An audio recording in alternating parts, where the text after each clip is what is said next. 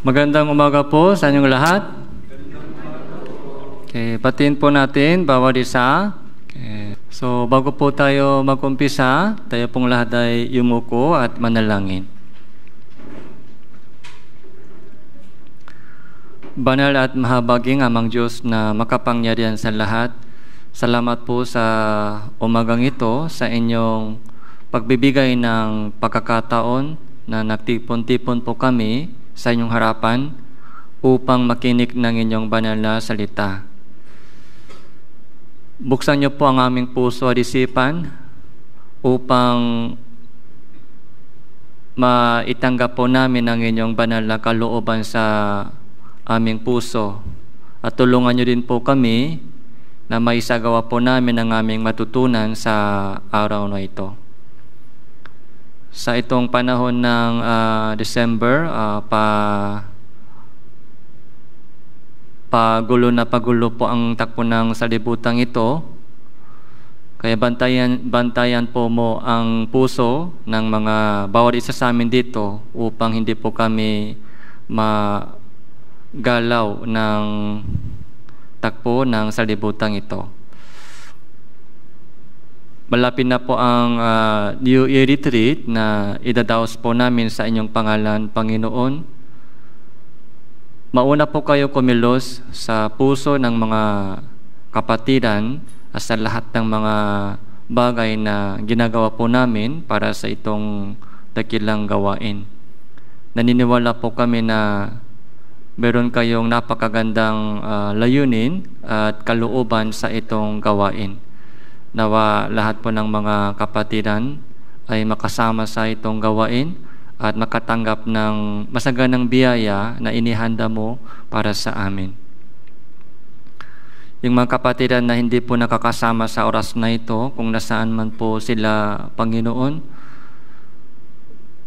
bigyan mo sila ng pusong hanap sa inyong kalooban at kalakasan at kaaliwan na nanggagaling sa inyo. Magmula sa simula hanggang sa katapusan ng itong gawain, sa iyo lamang po kami nagtitiwala at umaasa.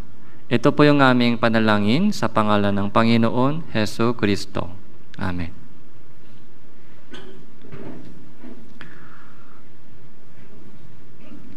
So, buksan po natin ang ating Biblia. So, Lucas chapter 13.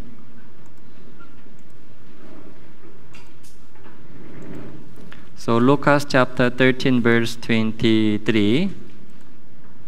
Magmula verse 23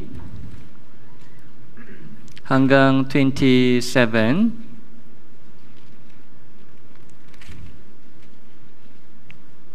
Hanggang 30 po. Magmula verse 23 hanggang verse 30. So, magsalitan po tayo. Ito po yung teksto po natin ngayon from verse 23 hanggang 30. So ako po muna, tapos kayo, one verse by one verse. At may nagsabi sa kanya, Panginoon, kakaunti ba ang maliligtas? At sinabi niya sa kanila,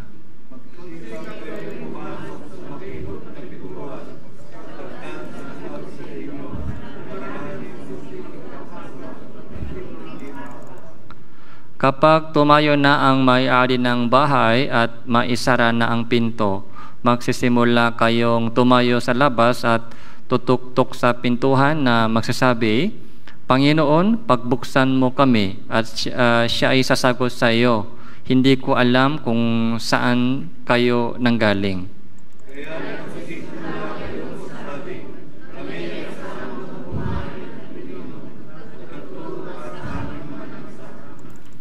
Subali, sasabihin niya, hindi ko alam kung saan kayo nanggaling. Lumayas kayo, kayong lahat na gumagawa ng kasamaan.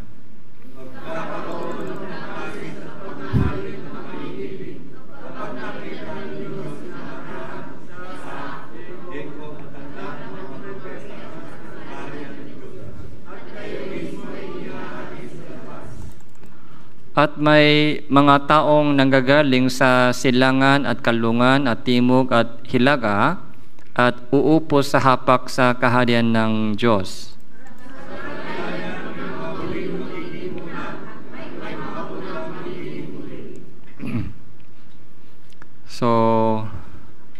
So Lucas chapter 13 from verse 23 hanggang verse 30, ito po yung napakahalagang talata na nagsasabi po sa atin kung ano po ang mangyayari, ano po ang mangyayari sa kaharian ng Diyos.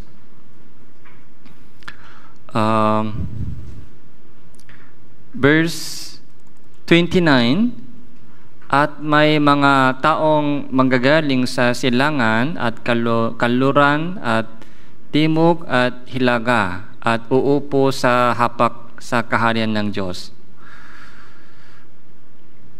So, ito po yung mangyari sa kaharian ng Diyos. So, magmula sa silangan, kaluran, timog, hilaga. So, from east, west, south, north.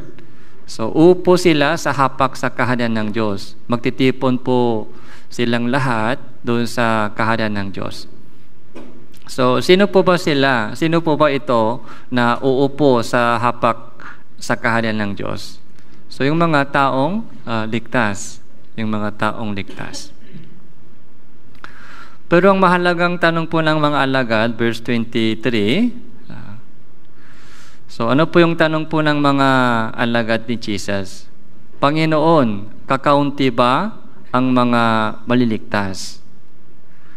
At sinabi niya sa kanila, magsikap kayong pumasok sa makipon na pintuhan sapagkat sinasabi ko sa iyo na marami ang magsisikap na pumapasok at hindi makakapasok. So, maraming magsisikap na pumasok doon sa kaharian ng Diyos. Maraming gusto pumasok sa langit, pero ano po yung sinabi ng Diyos? Marami ba makakapasok sa langit o konti lang? So, konti lang papasok sa langit. Yun po yung katotohanan. So, maraming gusto, pero konti lang makakapasok. Kaya sa itong season ng December, so pag-isipan po natin mabuti kung kamusta ba yung takbo ng sanlibutan ito, tapos kung ano po ang kailangan po natin gawin bilang isang Kristiyano. So, kamusta pa ba yung takbo ng sanlibutan ngayon? Sa tingin niyo po, yung itong season December, kamusta po? Ano po yung ginagawa nila? Kamusta po yung kanilang ginagawa? Ano po ang hinahanap po nila? So, pasaya. Pasaya po ang hinahanap nila sa kanilang buhay. Okay? So, minsan po yung Kristiyano po, so naapektuhan din po tayo. Naapektuhan din po tayo ng daloy ng salibutan. Kaya hinahanap din po natin yung mga pangpasaya sa buhay. So, minsan nalilimutan po natin kung sino tayo, kung ano po ang mas mahalaga po sa atin. So, sa madaling salita, mag-ingat po tayo sa mga marami. So, mag-ingat po tayo doon sa mga kadamihan ng tao. Okay? So, minsan, pag nakikita po natin yung mga maraming pagtitipon ng mga tao, so, kung titingnan po natin kung ano ang ginagawa nila, so, mga yung makamundong bagay, so doon po maraming tao nagtitipon. So tingnan po natin mabuti kung saan po maraming tao nagtitipon. Kung saan maraming tao nagtitipon. Okay. Sabi po sa Biblia, so mag-ingat kayo. Mag-ingat kayo doon sa maluwang pintuhan at malapat ang daan. Dahil maraming pumapasok sa maluwang pintuhan at dumadaan sa malapat na daan, pero yung kanilang yung kanilang mga destination ay kapahamakan.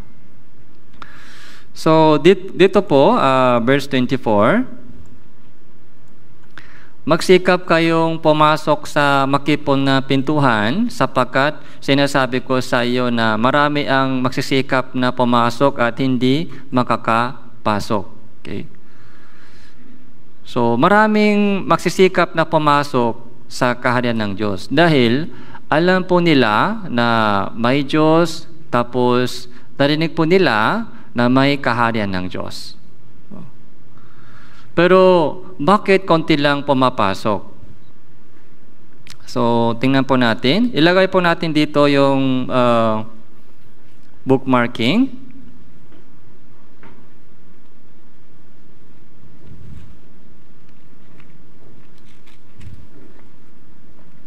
Pumunta po tayo sa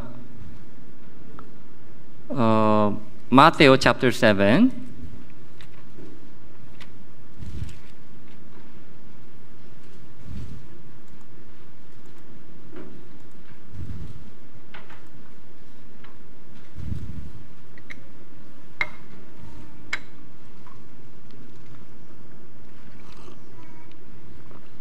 So, Matthew chapter 7,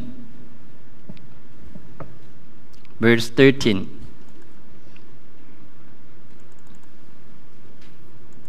So, 13 and 14, dalawang talata po. So, pwede po natin itong basahin. 3, 2, 1. Sapagkat maluwag ang pintuhan, malapad ang daan patungo sa kapahamakan, at marami ang pumapasok doon. Sapagkat makipot ang pintuhan, masikip ang daan patungo sa buhay, at kakaunti ang nakakatakbo niyon. So, ito rin the same verse po ito. So, nakita po natin Lucas chapter 13, verse 22, 23. Ito rin po the same verse. Okay? So, makipot na pintuhan at maluwang pintuhan dalawa. Tapos masikip na daan at malapat na daan. Okay. So lahat po ng mga tao sa mundong ito ay dumadaan sa isa sa itong dalawa. Okay. Ang tanong po natin, yung tanong ko po sa inyo, nasaan po ba tayo? Nasaan po ba kayo? Nakapasok po ba tayo sa makipon na pintuhan? O dumadaan po ba tayo sa makipon na pintuhan? O makipon na pintuhan, dumadaan po ba tayo sa masikim na daan? O dumadaan po ba tayo sa malapan na daan? Malapan na daan ay maraming tao doon, maraming tao. Maraming tao po ay dumadaan sa malapan na daan. Doon po sila nag-enjoy. Doon po sila masaya.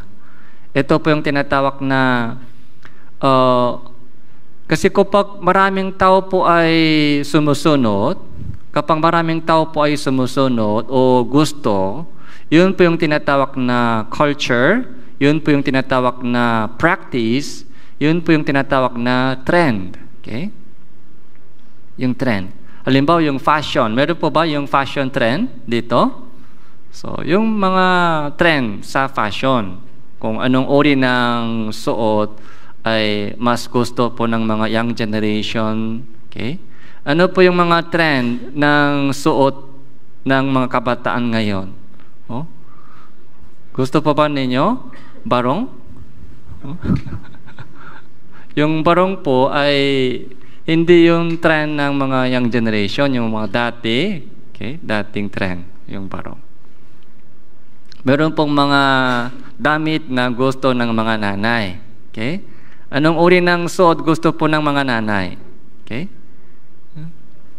Yung mga nanay dito, anong uri ng damit gusto po ninyo, mas gusto ninyo? Yung dinamat suot ng mga kabataan, yung po ba gusto po ninyo? So, hindi. Yung mga kabataan, gusto pa ninyo yung suot ng mga nanay, tatay dito? Pwede palit? Oh. Iba-iba yung trend. Iba-iba yung culture ng generation. Culture ng young generation. Culture ng old generation.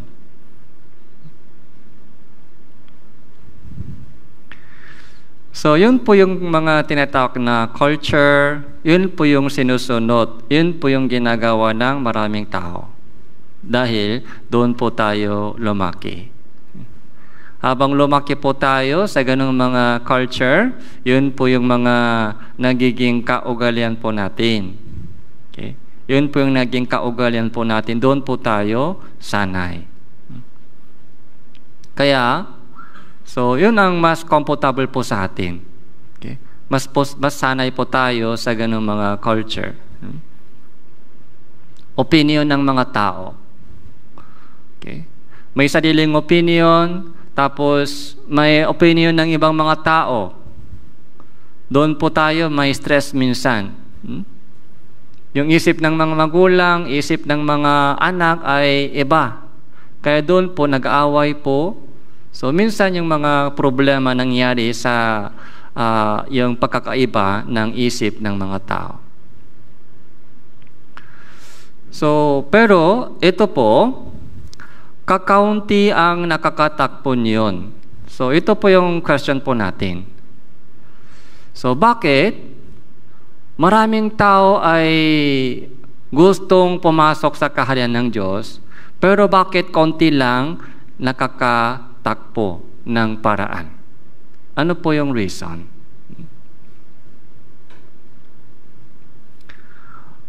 Di ba, alam po natin yung paraan ng kaligtasan ay libre. Tama po? Yung paraan ng kaligtasan ay libre, yung by grace. So, gusto po natin libre o hindi? So, gusto po natin libre. Kapag may bayad, so, mahirap kapag may bayad. Pero kung libre, so gusto po natin. Yung kaligtasan, libre. Pero bakit konti lang nakakapasok sa langit? So, isip ng Diyos, saka yung isip ng tao. So, yun po yung titingnan po natin muna. So, bakit gaano ka-difference po yung isip ng tao saka yung isip ng Diyos? Okay? So, Matthew chapter 7, verse 21.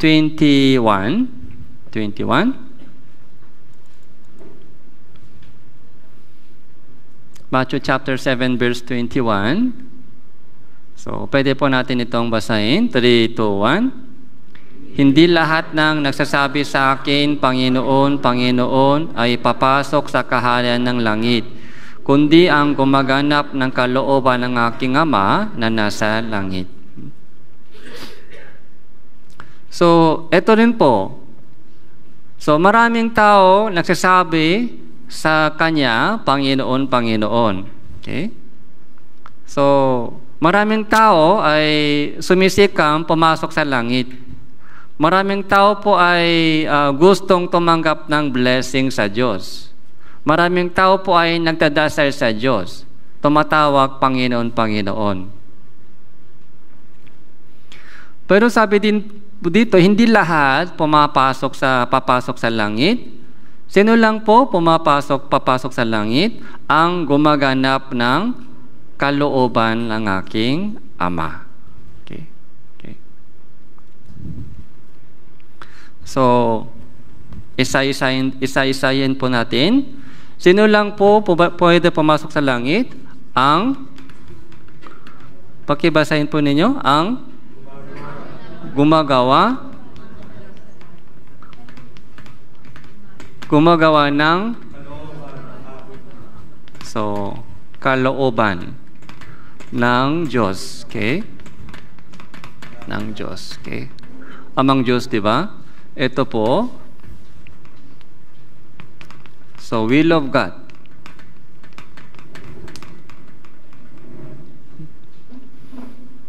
So, ito lang po pumapasok sa langit.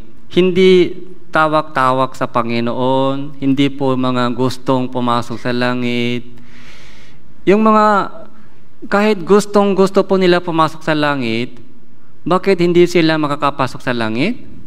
Dahil hindi nila alam ito. Ano, gusto lang, gusto sana. Kasi pag tinatanong ko po yung mga tao, so, pwede po kayo, sure po ba kayo sa langit? Sure po ba kayo sa langit? Yun po yung tanong ko po sa mga maraming tao. Yung sagot po nila, sana. Gusto. Gusto namin pumasok sa langit. Sana sa langit ako pupunta. Pero, hindi alam ito. Kalooban ng Diyos. Hindi alam. Sa mas madaling salita, walang pakialam sa kalooban ng Diyos.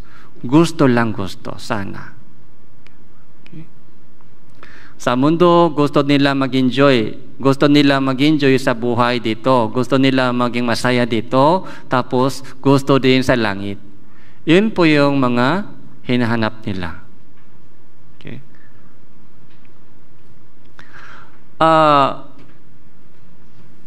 Gumagawa ng kalooban. So, do. Kaligtasan ba sa pamamagitan ng mga gawa? Hindi po. Yung pinaka-focus po dito ay hindi po ito yung paggawa. Yung focus po dito ay ito, kalooban. Okay? Ito. So, dapat, para gumawa ng kalooban ng Diyos, dapat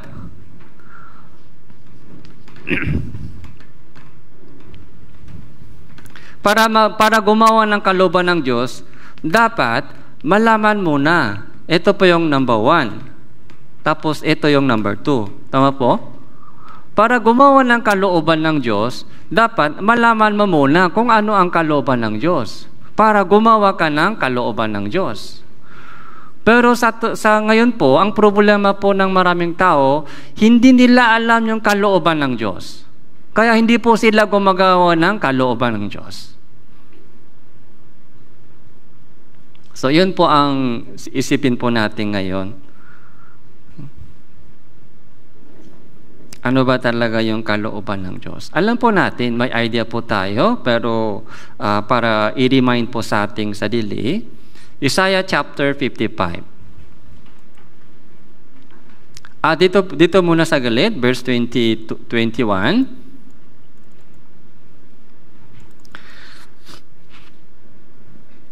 Kaya verse 22, di ba, maraming tao magsasabi sa akin, Panginoon, Panginoon, ganito ang ginagawa namin.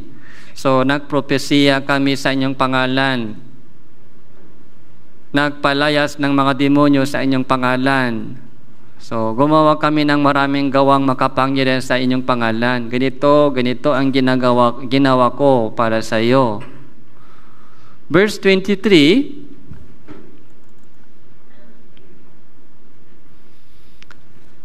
kung makagayon ay ipahahaya ko sa kanila, hindi ko kayo kilala kailanman. Lumayo kayo sa akin, kayong mga gumagawa ng kasamaan. Okay? Gumagawa ng kasamaan. Okay?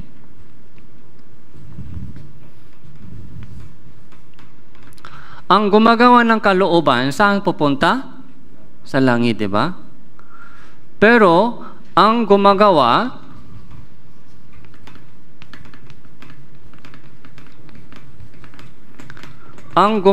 ng kasamahan,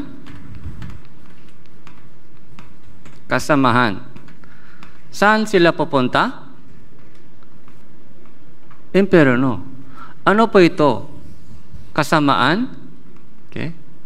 Yung kalooban ng Diyos.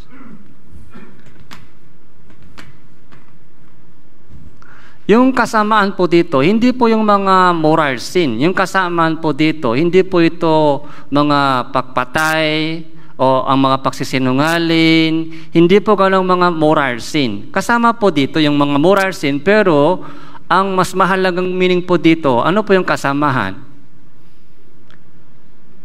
Kung hindi po yan kalooban ng Diyos, kasamaan po yan. Tama po ba? Ito po yung dalawa ay, ito po yung mga kabaliktaran po ito. Yung opposite meaning, opposite.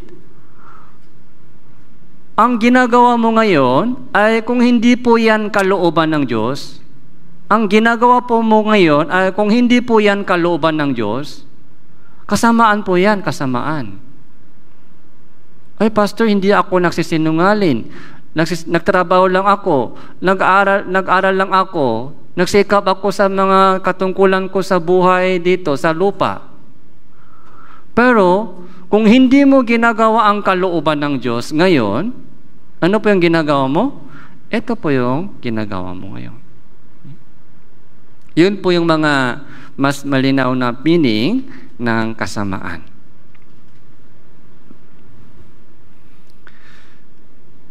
Isaiah chapter 55.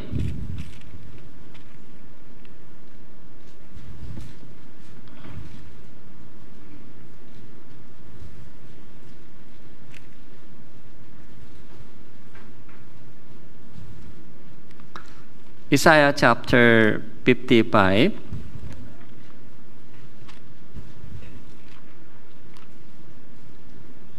Verse 9.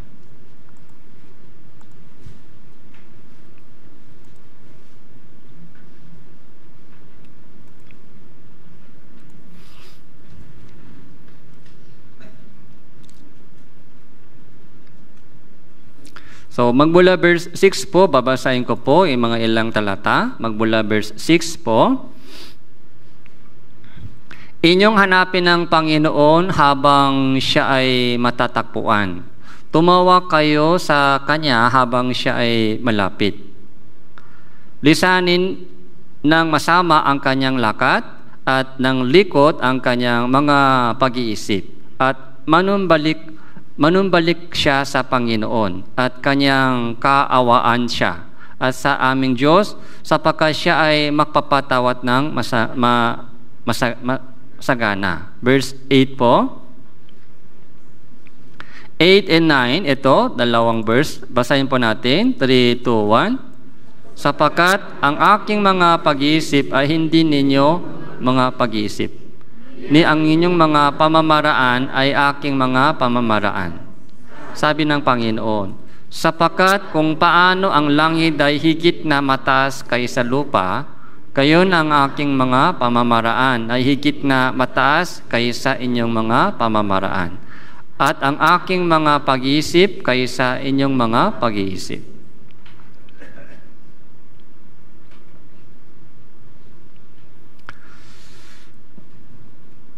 So, verse 7 po, verse 6, inyong hanapin ng Panginoon habang siya ay matatagpuan.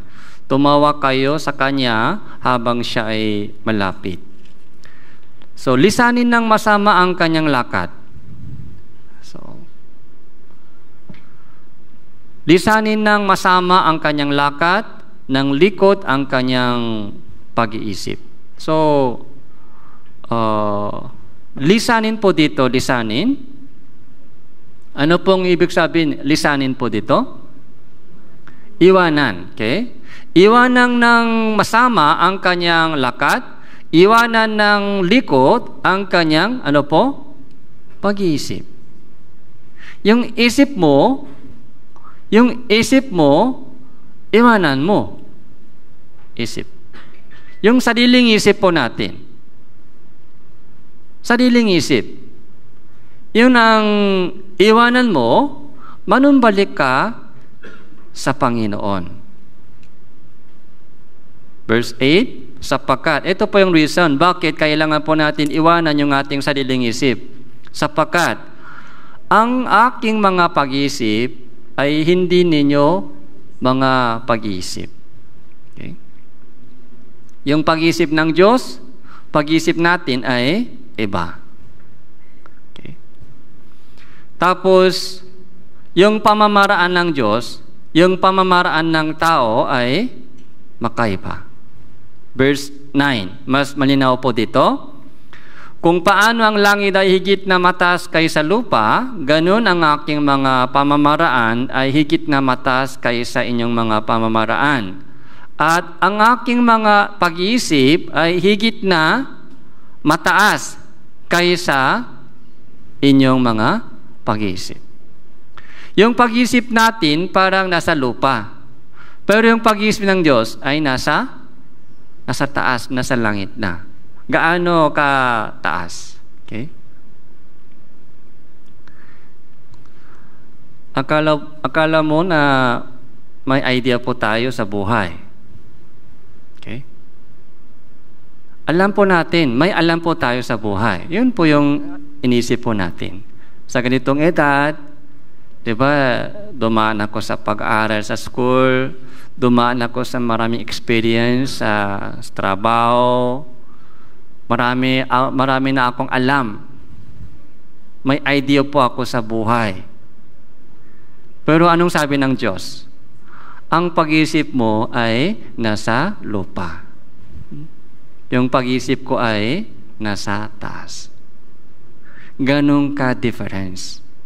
Yung pag-isip mo sa kayong pag-isip ko. Kalooban ng Diyos, kalooban natin. Ganong kalayo. Ito po yung dapat malinaw po yung mga kapatiran. Kasi po, kahit naniniwala po tayo sa Diyos, minsan po, ginagamit po natin ang Diyos para sa ating sarili. Dapat, magpasakop tayo sa kalooban ng Diyos. Upang ibigay po natin. Bakit po maraming Kristiyano ay hindi pa po sila sumusunod sa kalooban ng Diyos? Kahit meron pong bagay na dapat baguhin, pero hindi pa binabago. Kahit meron pong bagay na dapat natin sundin, pero hindi pa po nangyayari. So, isa sa mga dahilan po dyan ay hindi pa po naunawaan kung gaano kataas yung pag-iisip ng Diyos. Yung isip ko, yung idea ko, yung pamamaraan ko, yung pag-iisip ko, medyo okay ito. Kaya ito na lang gagawin ko. Wala akong ibang paraan, ito lang gagawin ko. Yung mga plano ko sa buhay, ito yung gagawin ko.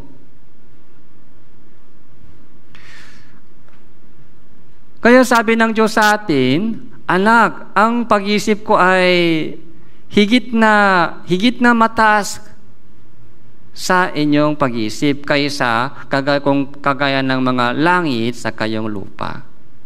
Yung pamamaraan mo sa kayong pamamaraan ng Diyos. Kaya verse 7 po, lisanin ng masama ang kanyang lakat, lisanin ng likot ang kanyang mga pag-iisip, manumbalik siya sa Panginoon. So, yung level po ng pag-iisip, yung level, ito po yung dapat malinaw po sa atin. Yung ating pag-iisip ay mababa. So kahit matalino ka, kahit marami kang experience sa buhay, pero yung pag-iisip po natin ay nasa lupa pa rin. Ang pag-iisip ng Diyos, kalooban ng Diyos ay nasa taas na. Kung ganun po, kung nakikita po natin ganitong mga difference, kung ito po yung nakikita po natin, ano po ang gagawin po natin? Siyempre, mas pipiliin po natin ito, yung pag-iisip ng Diyos. Dahil yun po yung mas mataas. Yun po yung mas maganda. Sana, yun po yung makita po ng mga kapatiran dito. Kung gaano kataas yung pag-iisip ng Diyos. Para iwanan po natin yung ating sariling isip. So, Santiago chapter 4, verse 17.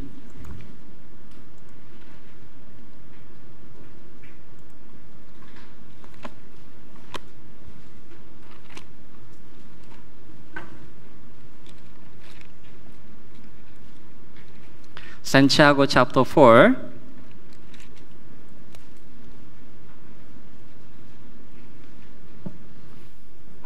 verse 17 po.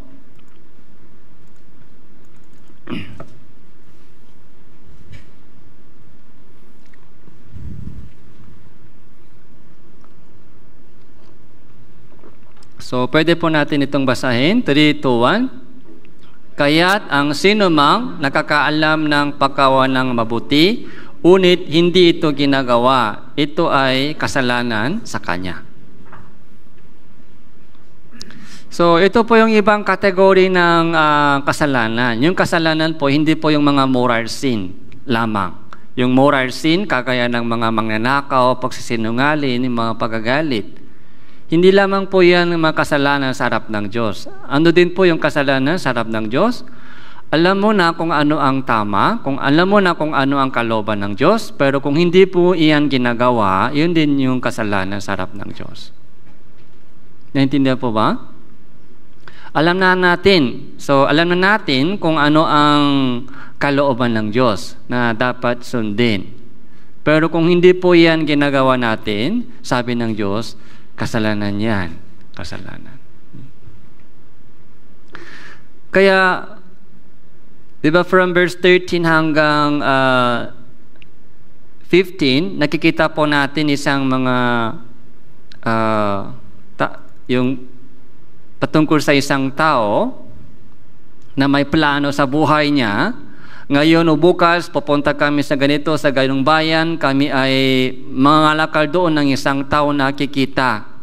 Pero sabi ng Diyos sa kanya, ano ba ang inyong buhay?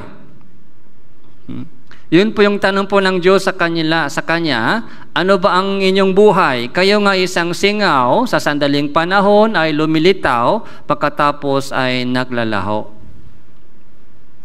Kayo ay isang singaw na sandaling panahon lumilitaw, pagkatapos naglalaho. Yung bulaklak, sabi ng Diyos, kayo ay isang damo. Yung kaluwalhatian mo sa buhay ay isang bulaklak lamang, bulaklak. Yung bulaklak ay ilang araw lang, tapos malalanta yung bulaklak.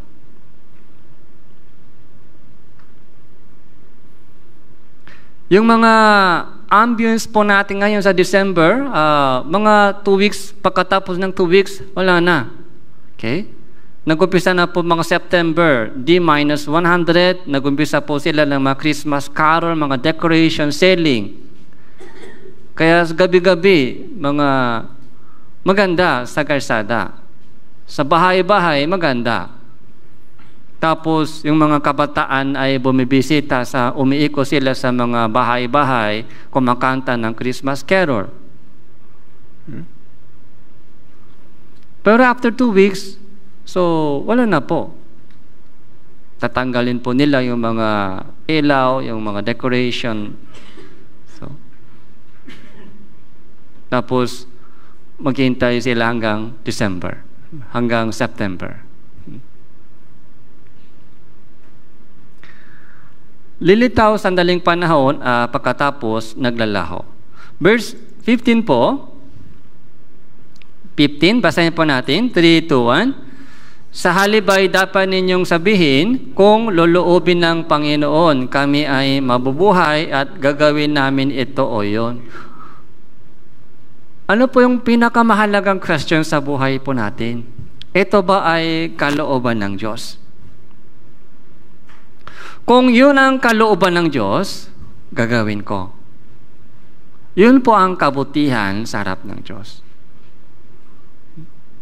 Kahit, siyempre, mahirap yun, mahirap. Mahirap sundin yung kalooban ng Diyos.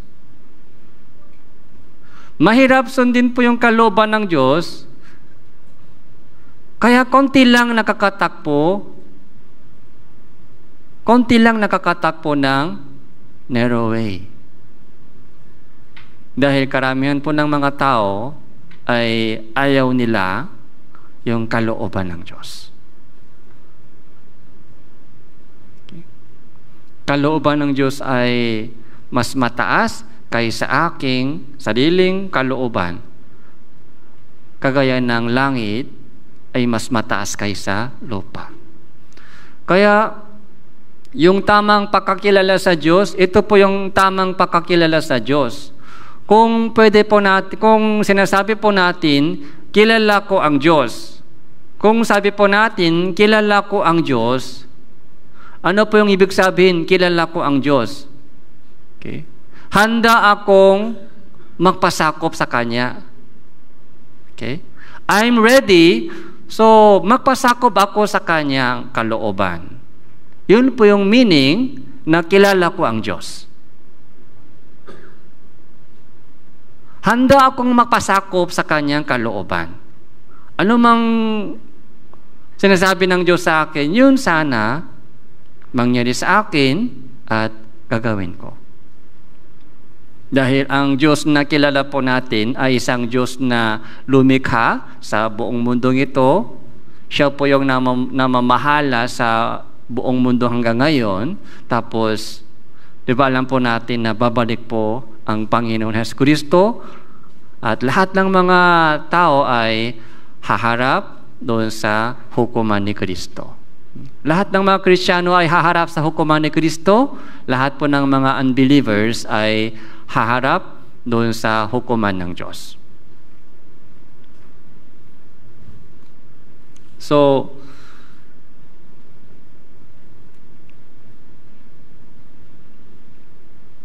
Unang Pedro chapter 4, Unang Pedro.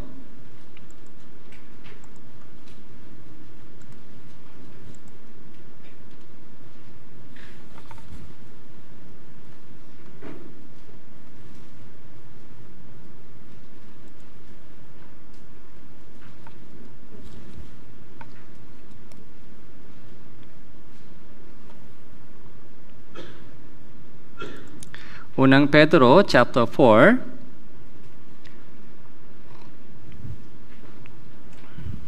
verse 2.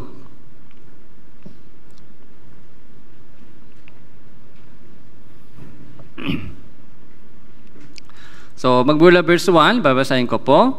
Kung paanong si Kristo ay nagdusa sa laman, ay sandatahan din naman ninyo ang inyong sarili ng gayong pag-iisip, sapagkat ang nagdusa sa laman ay tapos na sa kasalanan.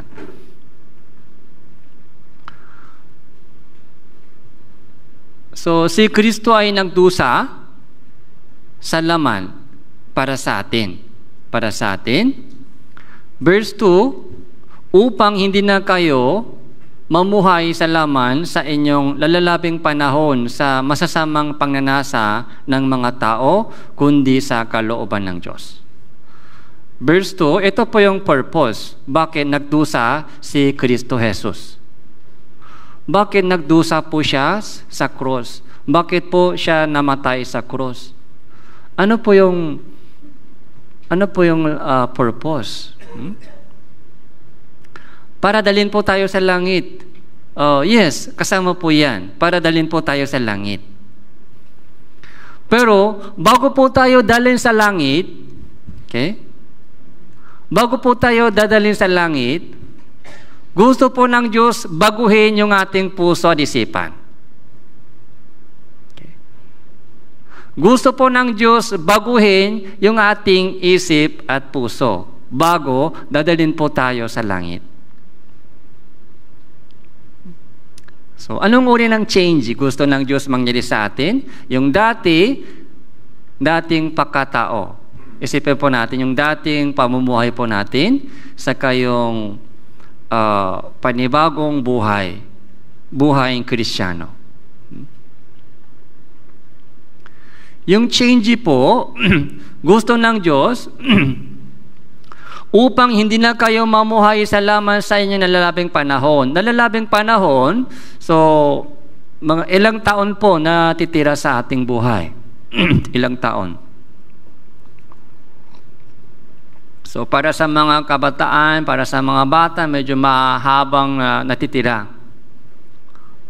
Pero para sa mga nanay at tatay dito, mga senior, medyo maiksi lang natitira. Nalalabing panahon sa laman. Yun po yung nalalabing panahon sa laman. Okay? Habang buhay pa tayo sa mundong ito, yung mga natitirang panahon sa ating buhay, ay sa loob ng itong panahon, ano ang dapat gawin po natin? Ano ang mangyari sa ating buhay? Sabi dito, hindi na kayo mamuhay sa laman sa inyong lalabing panahon sa masasamang pangnanasan ng tao. Okay? Pangnanasan ng tao. isipin po natin, pansinin po natin. Pangnanasa ng mga tao, gusto nila. Okay? Ano po yung gusto po nilang mangyari sa buhay? Yun po yung pangnanasa ng laman.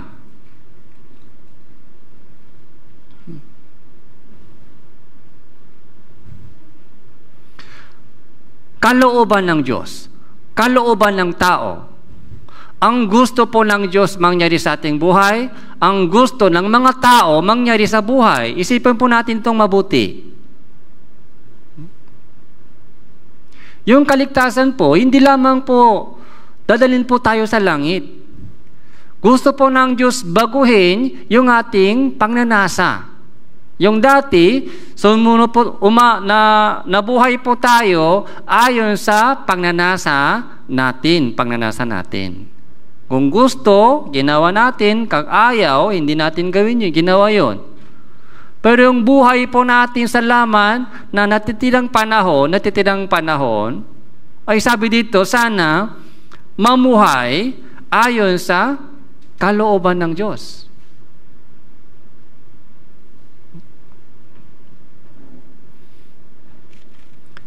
So, yun po yung point po sa atin. Verse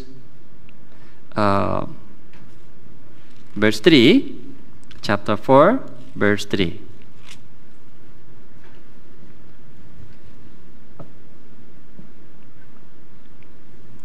Sapat na ang nakaraan panahon sa paggawa ninyo ng mga gustong gawin ng mga hentil.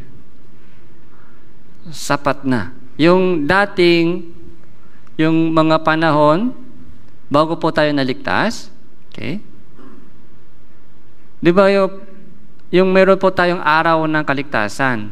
Kaya yung panahon dati, before, naligtas po tayo, saka yung panahon, mula nung ligtas po tayo. Yun po yung dalawang bahagi sa ating pamumuhay Kristiyano. Parang BC, before Christ, and AD sa buhay po natin. So, sa akin po, yung birthday ng spiritual birthday ay August 8, 1987. Yun po yung spiritual birthday. Meron po akong mga dating pamumuhay, saka yung panibagong pamumuhay. Meron din po tayo, sabi dito, sapat na ang nakaraan panahon sa paggawa ninyo ng mga gustong gawin ng mga hentil. Hentil po, sino po yung hentil? So, yung hentil po dito ay unbelievers. Yung hentil po dito ay nagsisimbolo ng mga unbelievers na hindi pa ligtas. Okay. Ano po yung gusto po nilang gawin? Ano po yung gusto po nilang mangyari sa buhay? Tingnan po natin mabuti. Sabi niya, sapat na inyong nakaraan panahon bago naligtas. O sapat na hanggang ngayon sa paggawa ninyo, yung buhay mo ayon sa mga ganong pangnanasa ng salibutan. Magmula ngayon, so hindi na sana, hindi na.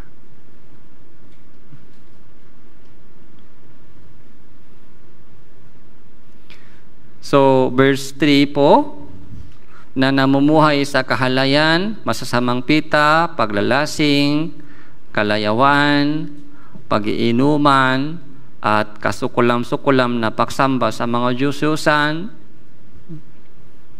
Verse 4 po, verse 4.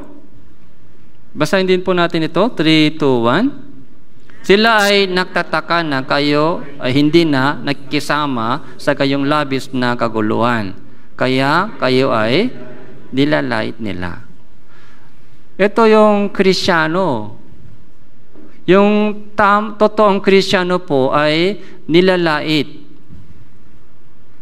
Totoong Kristiyano po ay nilalait, inuusik ng unbelievers. Bakit po? Dahil hindi na tayo sumasali sa kanilang ginagawa. Dati, masaya tayo doon. Dati, masaya po tayo doon. Pag malapit na Christmas, sumasayaw din po tayo. Sumasayaw sa mga... Tapos, nag-enjoy din po tayo sa ganitong mga season. Yung ating pera, yung ating oras ay nagastos doon. Kahit malaki, okay na. Pero ngayon, sayang yung oras po natin. Wala po tayong oras na magagamit doon. Wala po tayong budget. Sayang po yung budget. Di ba yung New Year Retreat registration fee, 450. Sabi po ng ibang tao, malaki na, wala akong pera. Pero yung gastos po nila sa ganung mga bagay, mas malaki. Okay? Yung gastos po doon sa ganung mga bagay, hindi sayang. Pero yung mga registration fee, so wala. So, may problema po sa puso. Okay. May pambili ng mga bagay, mga snack sa kantin, linggo-linggo, pero walang ipon ng registration fee sa New Retreat. Okay. Kapag ipon-ipon yung mga ginagastos po natin sa mga ganong maliliit na bagay, so may sobra na yung ipon ngayon. Para sa atin po, sa mga Kristiyano po, dilalait po tayo ng mga unbelievers dahil hindi na po tayo sumasama sa kanilang ginagawa. Okay. Dilalait tayo. Kaya narinig po ba natin ganung yung mga sinasabi ng kapitbahay ninyo o kaibigan, yung barakada? Pastor ka na. O madre ka na. Kung ganun po yung naririnig, so maganda sa Christian life. Nagiinom ka dati, kasama namin ka dati, nag-enjoy ka sa pag-iinom, pero bakit hindi na? Dati, lahat ng bisyo, sama ka. Sumama ka dati sa mga bisyo, mga sigarilyo, saka yung mga sugal, okay? Sa mga pag-inom, tapos, di ba? Ginagawa ng mga barakata. Nagtataka sila. Nagtataka ba sila? Nagtataka po ba sila sa atin o hindi pa? Dapat magtaka sila. Dapat magtaka sila. Dapat marinig po natin yung kanilang pag-uusik. Dapat pagalitan po tayo ng mga unbelievers. Yun po yung normal na bagay. Yung dapat patawanan po tayo ng mga unbelievers. Yun po yung normal. Maganda. Sarap ng Diyos. Lahat po ng mga unang propeta, yung maunang Kristiyano, ay ganun din po yung nangyari sa kanila.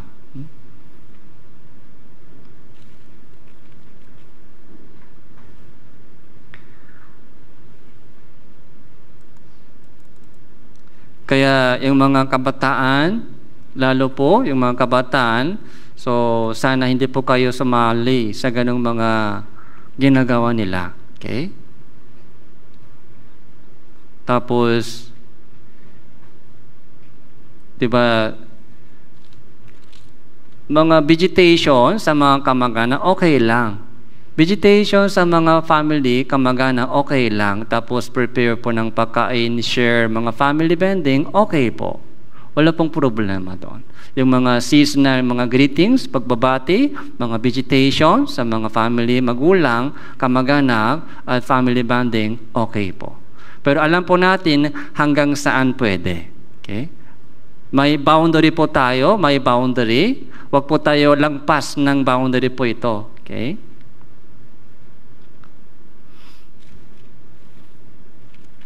So, chapter, mas focus po tayo sa preparation ng mga New Year Retreat. Tapos, mag-pray po tayo. Kasi itong mga season, ano po yung kailangan po natin gawin? So, natitirang panahon sa itong taon, sana, so dalawang bagay ay gagawin po natin. Una, so, nakaraan taong ito, 2023, so, evaluation po natin. Evaluation. Kamusta ba yung Christian life ko itong taon 2023? Okay po ba? Maganda ba yung Christian life ko sa harap ng Diyos? yung mga New Year's resolution na last New Year 2023, diba, meron po tayong resolution. So magbabasa ako ng Bible, tapos meron po tayong target evangelism. Ito yung mga gusto kong evangelize. Kaya sa itong December, kailangan po natin i-check yung ating sarili na tupad na ba yung mga resolution ko. Nakapagbasa ba ako ng isang mga Bible reading? Kamusta ba yung Bible reading ko? Tapos kamusta ba yung mga evangelism ko? Ligtas ba yung mga ipanalangin ko? Sino-sino ang na-evangelize ko? Nasa church ba sila o hindi? So yung mga self-reflection, evaluation po ng ating Christian life, yun po yung dapat gawin po natin sa halip ng magpasaya po tayo. Okay? Yung evaluation po ng ating Christian life, tapos sa darating na New Year, kailangan po tayo gumawa ng mga panibagong plano, yung target, yung goal ko sa New Year 2024. Sino yung mga target ko sa evangelism? Mga Bible reading, ano ang gagawin ko sa Bible reading? Yung mga fellowship. Dati, linggo lang ako, pero sana this coming New Year, so sama din po ako sa mga Wednesday sermon, pati yung mga fellowship, so para mas lumago sa Christian life. Okay? Yung linggo, so ito po yung napakagandang pagkakataon, pero bakit meron pa po tayong mga Wednesday sermon sa kaibang mga fellowship time? Dahil kailangan din po yun. Kailangan. Para lumago po tayo sa ating Christian living. Kaya sayang po, di ba? Handa na po yung mga gawain sa church, pero kung hindi po kayo mapapakinabangan ng ganitong mga program sa church, sayang po yung program sa church. Okay? Inihanda po ng Diyos maraming pagkain para sa ating mga paglago sa Christian life, pero kung hindi po tayo kumakain ng mga inihanda ng Diyos, kaya mabagal yung ating pag-grow, sayang po yun, sayang. Kaya, sana, so mapapakinabangan po tayong lahat ng mga gawain sa church. Okay? Kaya, bagong taon, New Year resolution. So, yun po yung mga ipanalangin po natin. So, yun din po yung mga topic po sa New Year retreat. Okay. So, kaya dalawa po, So, evaluation, tapos resolution. Okay? So, dalawang bagay po ay lagi isipin po natin sa itong taon, mga December. So, balik po tayo sa ating main teksto. So, Lucas chapter 13.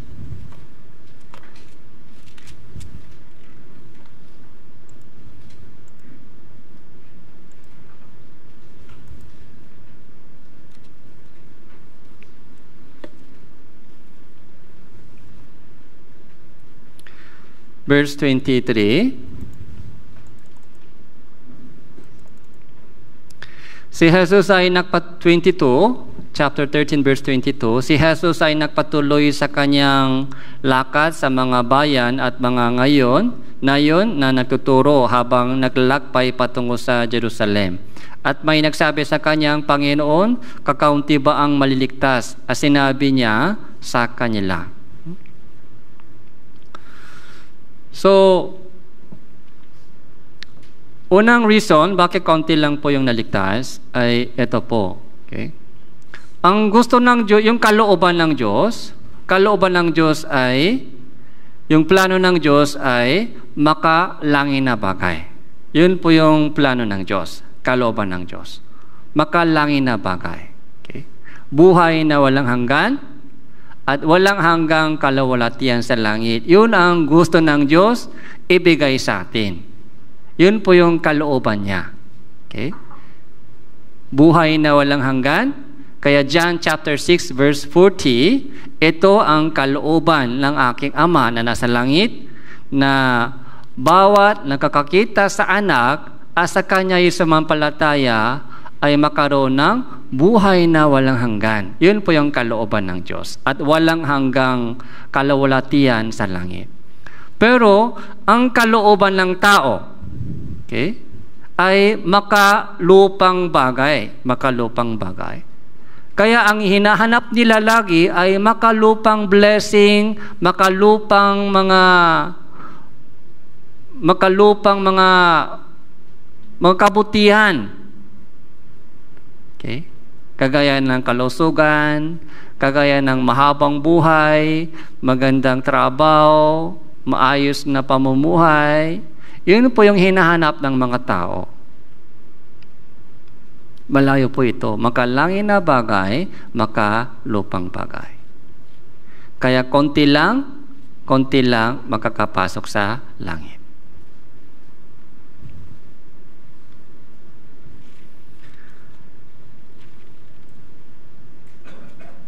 Verse 25, kapag tumayo na ang may-ari ng bahay, may sara na ang pinto. Magsisimula kayong tumayo sa labas ay tutok-tok sa pintuhan na magsabi, Panginoon, pagbuksan mo kami. Siya ay sasagot sa iyo, hindi ko alam kung saan kayo nanggagaling. So, malapit dun po ito doon sa Matthew chapter 7 verse 23. Sabi po ng Panginoon doon sa Matthew chapter 7 verse 23, lumayo ka sa akin, kayong mga gumagawa ng kasamaan. Hindi ko kayo kilala. Okay? Sabi po doon sa Matthew chapter 7, hindi ko kayo kilala. Hindi kilala. Sino kayo? So, kaya nagtaka po sila, sabi nila, Panginoon, Panginoon, kami po ay nagpropesya sa pangalan mo. Kami po ay nagpalayas ng mga demonyo sa pangalan mo. Bakit hindi mo kami kilala? Anong problema? Okay. Akala po nila na kilala sila ni Jesus. Kilala nila si Jesus. Pero sabi ni Jesus, hindi ko kayo kilala. Anong difference? Kalooban ng Diyos ay makalangin na bagay. Okay? May paraan ng Diyos. Pero ito, nagpalayas ng mga demonyo, gumawa ng maraming himala, nagpropesiya in Jesus' name, pero hindi nila alam yung kalooban ng Diyos. May religion po sila, may religion. Nasa religion po sila. Mari po tuwing linggo, nasa church. Tuwing linggo, nagche-church po sila, nagche-church.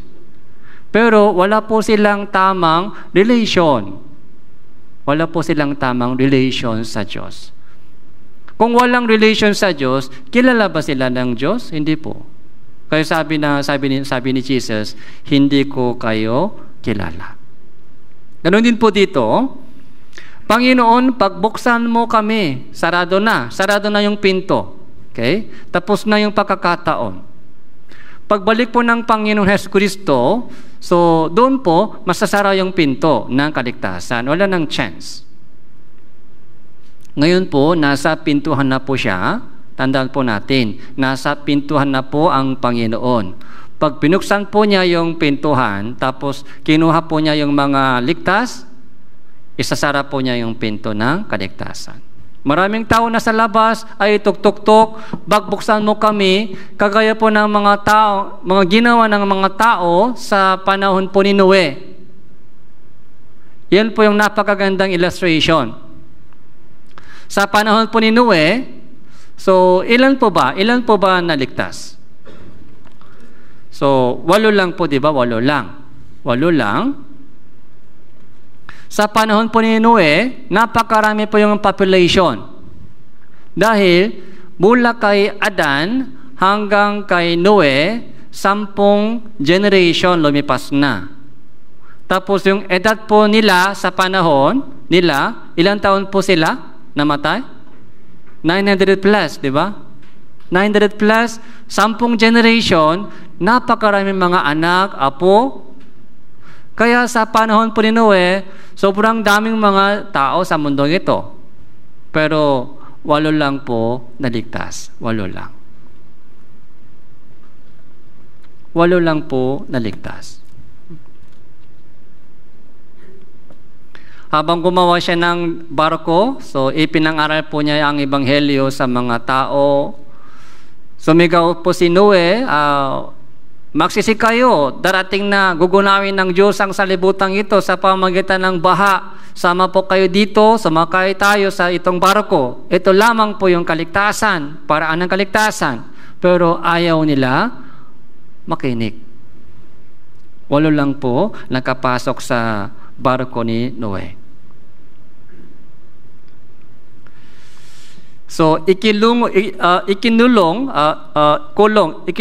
ng Diyos sila sa barko. Okay? Ang Diyos po ang nagsara ng pinto. Ang Diyos po ang nagsara ng pinto ng barko, kaya yung mga tumutuktok sa labas ng barko ay lahat ay namatay na. So,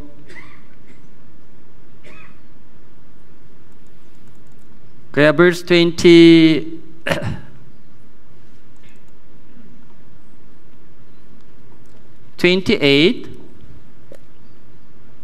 Lucas chapter 13 verse 28. So makakaroon ng pagtangis at pangangalit ng mga ipin kapag nakita na ninyo sina Abraham, Isaac, Jacob at lahat ng mga propeta sa kaharian ng Diyos. At kayo mismo ay inihahagi sa labas. 29, at may mga taong manggagaling sa silangan at kalungan at timog at hilaga at uupo sa hapak sa kaharian ng Diyos. Verse 30, basahin po natin. Sa katunayan, may mga huling naging una at mga unang magiging huli. So, dalawa po, di ba? Lahat ng mga, yung taong nagagaling sa silangan, kalungan, timog, hilaga ay uupo sa harapan ng sa hapak ng kaharian ng Diyos. 'Di ba, sa buong mundo yung mga taong ligtas sa buong mundo, galing sa buong panig ng mundo. Iba-ibang lahi. So maraming Koreano, galing sa Korea yung mga kapatiran. Okay? Brothers, sisters, makikita po natin sila sa langit. So, maraming mga Pilipino, brothers, sisters, sama-sama po doon. Okay? Di ko alam kung mas marami ba yung mga brothers, sisters Philippine kaysa Korean brothers, sisters, o mas konti kami sa inyo. Hindi ko alam. Ang Diyos lang nakakaalam. Sa buong mundo, from Africa, from Europe, from Asia, okay? Yung lahi po, hindi po yan mahalaga yung lahi. Iiwanan po natin yung buhay dito. Di ba yung buhay ng isang Kristiyano ay nakita po natin kanina, nilalait tayo ng unbelievers. Dahil hindi na po tayo sama-sama sa kanilang ginagawa. Puro ano lang ginagawa natin? Puro evangelism. Kapag may Bible seminar, inindipintahan po namin sila ulit. Yung mga mahal po namin sa buhay, hindi po pwede sumuko sa kanila. Kahit nagagalit man sila o ayaw man, so kapag may Bible seminar tayo, lagi na iniimbitahan po sila. Kaya yung buhay po natin sa lupa ay hindi masaya. Yung buhay isang Kristiyano, di ba, dumadaan sa maraming pag-uusig, yung palalait ng mga unbelievers, okay? Dahil yung ating hometown, ano po yung ating hometown? Yung ating hometown ay sa langit. Mayroon po tayong uwian. Okay? So, saan ako uwi? Sa Korea? Ako po ay taga-Korea. Yung katawan ay uwi sa Korea. Pero yung ating spirit, yung mga spirito po, okay? Saan po tayo uwi? Uwi sa langit. Yung hometown. Yung ating pagkamamamayan ay sa langit. Yung ating citizenship ay heaven citizenship. Hinihintay po natin yung pagbalik po ng Panginoon Jesucristo, babaguhin po niya yung ating hamang na katawan para maging katulad ng maluwalhating katawan ni Jesucristo. Yun po yung hinihintay po natin. Yun po ang pag-asa po natin. Habang buhay pa tayo sa mundong ito, so handa na po tayong magdusa. Okay? Ready na, handa na po tayong mamatay para sa gawain ng Diyos. Handa na po tayong magdusa sa mga persecution, sa mga problema, mga pagturusa. Okay? Pero, so umaasa po tayo, naghintay po tayo ng pag-aasa, naghintay po tayo ng pagpapakita ng Panginoon Jesucristo at magtipon-tipon tayo doon. Okay? Kaya sa awit po ng ginakanta po natin sa funeral, anong kanta po meron po tayo? Okay. Bayan na kadila, makakatipon tayo ro. Bayan na kadila. Okay. So bayan na kadilang, makakatipon tayo doon. Yun po yung mga grand gathering. Okay? Lahat po ng mga ligtas na tao sa lahat ng panahon. Sa lahat ng panahon, yung mga taong ligtas ay makakatipon sa hapak sa kaharian ng Diyos. Yun po yung pinaka-pista. Okay? Ito po yung pinaka-pista na idadaos po ng Diyos sa langit. Anong menu doon sa hapak? Huh? Anong menu? I-ready po ng Diyos. Okay? So, Lucas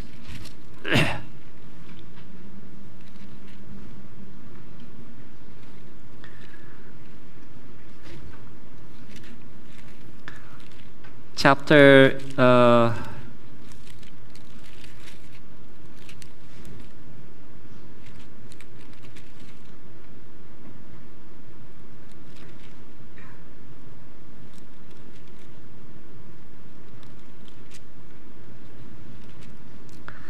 nasa chapter 13 tayo, di ba? 14, Lucas chapter 14, verse 15.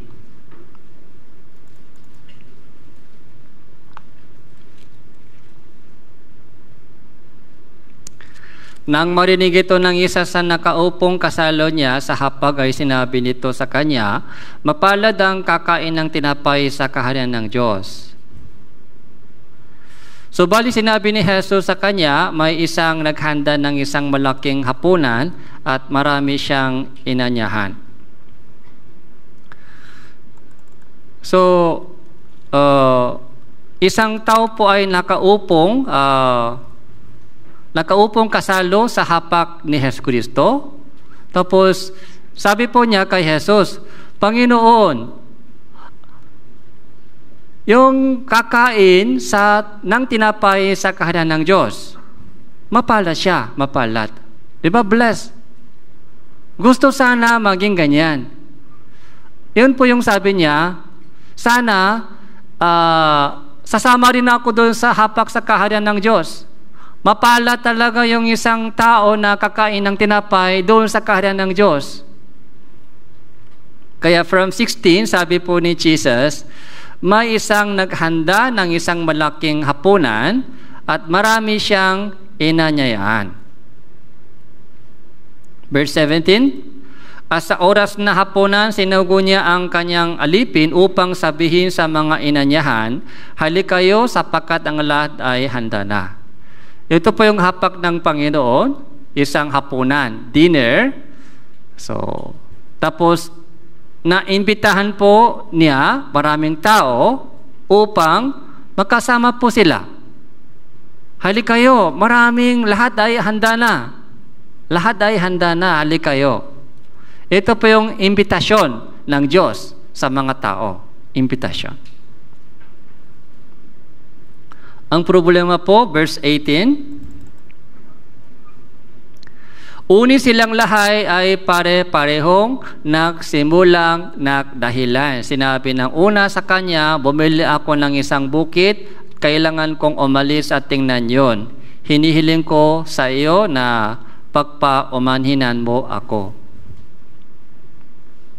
19, sinabi ng isa pa, bumili ako ng 5 makatuwang na bakang lalaki, paroroon ako upang sila ay subukin, hinihiling ko sa iyo na pagpaumanhinan mo ako. 20, sinabi ng iba, ako ay nagpakasal, kaya hindi ako makakarating. So bakit konti lang makakapunta sa langit? Dahil konti lang makakapunta sa gusto, konti lang gustong pumunta sa langit. Anong mas gusto nila? Mas gusto nila magandang buhay dito. Hindi sila naniniwala sa langit. Sa totoo lang po, hindi sila naniniwala sa langit. Sa totoo lang po, hindi sila naniniwala sa totoong Diyos. Kaya, mas gusto po nila ang mabuting buhay dito sa lupa. Religion lang, pinag-usapan po nila, religion. Habang buhay pa. So, may pakinabang din sa religion habang buhay pa. Yung tunay na, yung naniniwala sa totoong Diyos, yung tunay na yung mga naniniwala sa Diyos at kaharian ng Diyos, siyempre, yun po yung mas malaki. Yung mga bagong bukit, bumili ako ng isang bukit, bumili ako ng 5 makatuwang bakang lalaki, mga 10 baka, saka yung mga bagong kasal, puro yun po yung mga pinag-usapan po nila. Bagong mga bukit, bagong bahay, yung trabaho, yung mga boyfriend, girlfriend. Doon ako busy.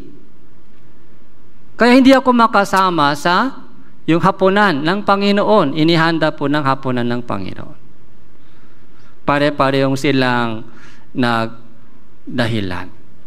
Pareho silang nagdahilan. Pero tingnan po natin dito, yung invitation po ng Panginoon. Handa na lahat. Okay? Everything is ready.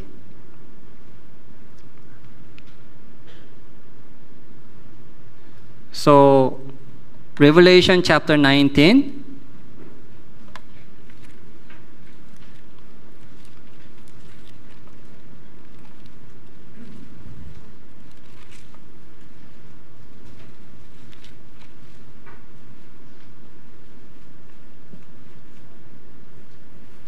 Revelation chapter 19 verse 9.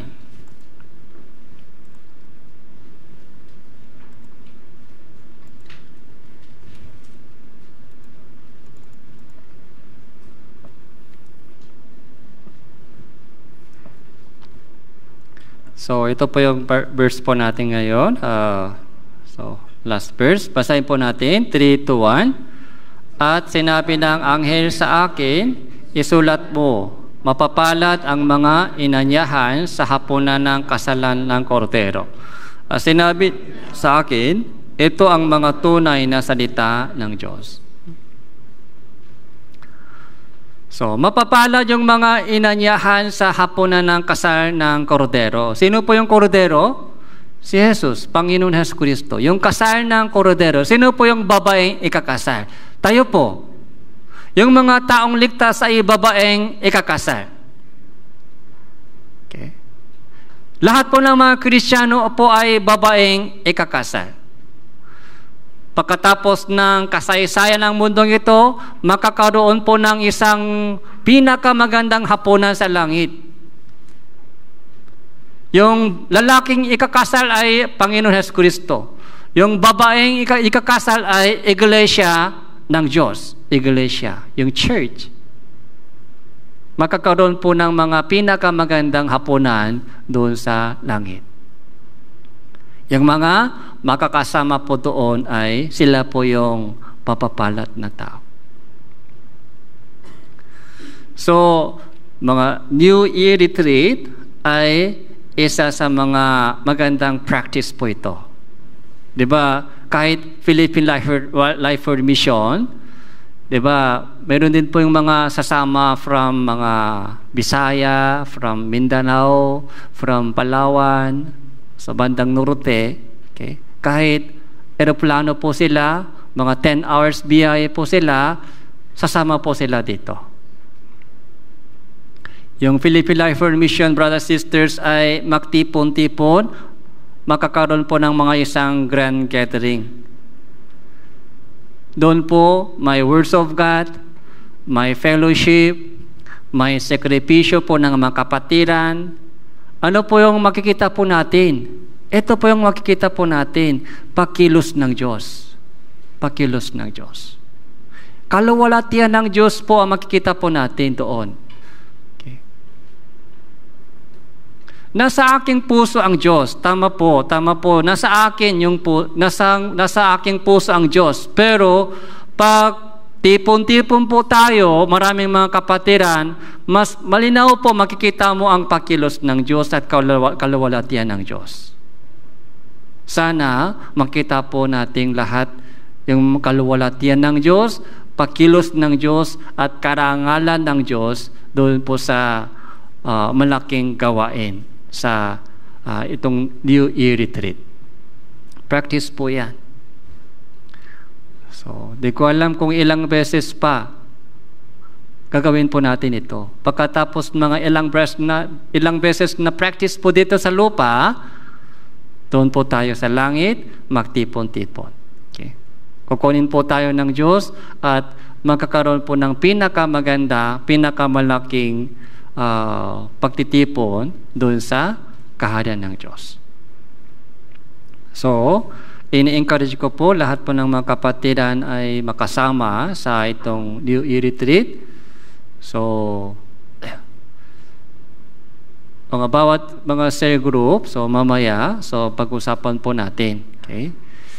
Kaya, encourage po natin yung mga ibang kapatiran, so para makasama po silang lahat. So ngayon po, yung kalooban ng Diyos, yung pag-isip ng Diyos, gaano kataas? Huwag po tayo magtiwala sa sariling pag-isip. Huwag po tayo magtiwala sa sariling experience. Kahit kung nakikita po natin sa Biblia, ito ang plano ng Diyos. Ito yung kalooban ng Diyos. So, yun po ang sundin po natin sa ating pamumuhay Kristiyano. Kung ganun po, ang Diyos po ay kikilos at gagabay at tutulong sa atin ng mas malakas. Manalangin po tayo.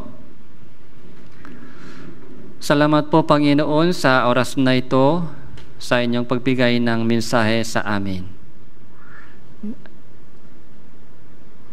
Alam po namin kung gaano kataas ang pag-isip mo at pamamaraan mo para sa amin. Buksan niyo po ang aming spiritual na mata ng pananampalataya, upang makakita po kami ng dakilang kalooban mo at pakilos mo sa aming pamumuhay Kristiyano. Ipakita mo sa amin ang kaluwalhatian mo, ang karangalan mo sa pamamagitan ng Iglesia. Itong panahon December, nawa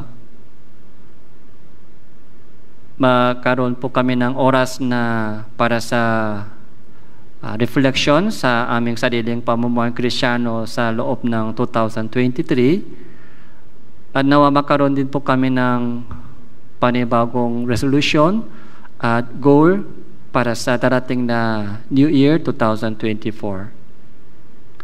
Hawakan niyo po ang aming puso at isipan at tulungan niyo po ang bawat kapatiran na dumadaan sa iba't ibang uri ng pagturusa at pagsubok sa kanilang buhay.